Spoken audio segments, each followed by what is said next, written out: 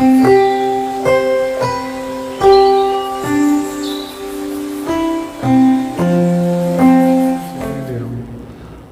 एक कॉमन बीमारी है जिसको हम आम भाषा में बोलते हैं कि पेट खराब हो गया या मेरे को कोलाइटिस हो गई।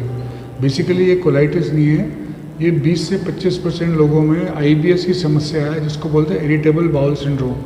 इरिटेबल बाउल सिंड्रोम तीन तरह का होता है। पहला है जिसमें प्रीडोमिनेंटली लूज मोशन होते हैं, दूसरा है जिसमें प्रीडोमिनेंटली कॉन्स्टिपेशन होता है, और तीसरा है जिसमें अल्टरनेटिव दोनों चीज़ें होती रहती हैं। इसका इरिटेबल बाउल सिंड्रोम का सीधा संबंध दिमाग से है। जो लोग संजीदा किस्म के हैं, सेंसिटिव हैं, स्ट्रेस ज़्यादा है, एंजाइटी है, उनमें ये प्रॉब्लम ज़्यादा होती है। आपने देखा होगा कि कभी कभी किसी को टेंशन ज़्यादा होती है तो उसको लूज मोशन लग जाते हैं। ये सब आईबीएस का ही वो है। आईबीएस का क्राइटेरिया सबसे इम्पॉर्टेंट ये है कि सिर्फ आपको परेशानी रहेगी कि 2-3 बार या 4 बार आपको मोशन के लिए जाना पड़ेगा, लेकिन आपका वेट लॉस नहीं होगा, ब्लीडिंग नहीं होगी और लैट्रिन की जगह तकलीफ़ नहीं होगी।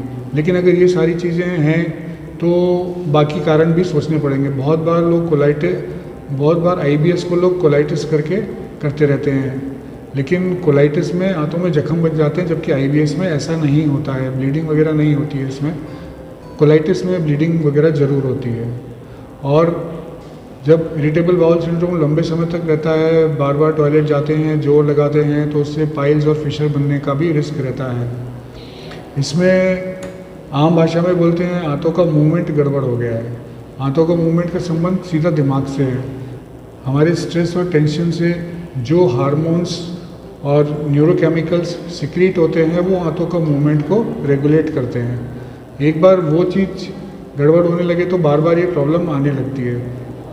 इसके अलावा यहाँ का पानी भी दूषित है, तो बहुत बार ऐसा होता है अमीबाइसिस है, इन्फेक्शन है, ये वाली सारी चीज़ें भी होती हैं। इनको आईबीएस से सेपरेट करना मुश्किल होता है, क्योंकि आईबीएस जो है वो डायग्नोसिस है एक्सक्लूजन की।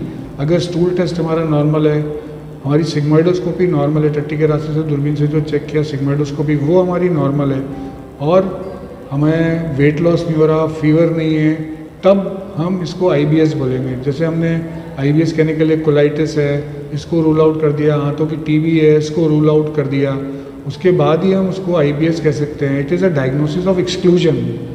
नॉर्मली तो ये होता है ना कि ये टेस्ट पॉजिटिव आया तो ये बीमारी है, लेकिन इसमें ऐसा नहीं है। ये बैटरी ऑफ इन्वेस्टिगेशन है, जो नॉर्मल आए तो हम बोलेंगे कि आईबीएस है। तो आईबीएस की समस्या काफ़ी कॉमन है। इसमें योगा है, मेडिटेशन है, दवाइयों के अलावा ये काफ़ी हेल्प करता है, क्योंकि ये हमारे जो ब्रेन की नसें हैं, जो हमारी स्ट्रेस है उसको ईज आउट करता है, जिसकी वजह से हमारा जो न्यूरो हार्मोन्स का सिक्रीशन है, गट हार्मोन्स का जो सिक्रीशन है वो रेगुलेट होता है, वो सही पटरी पे आता है, तो हमारी आंतों की समस्या का थोड़ा समाधान मिलता है।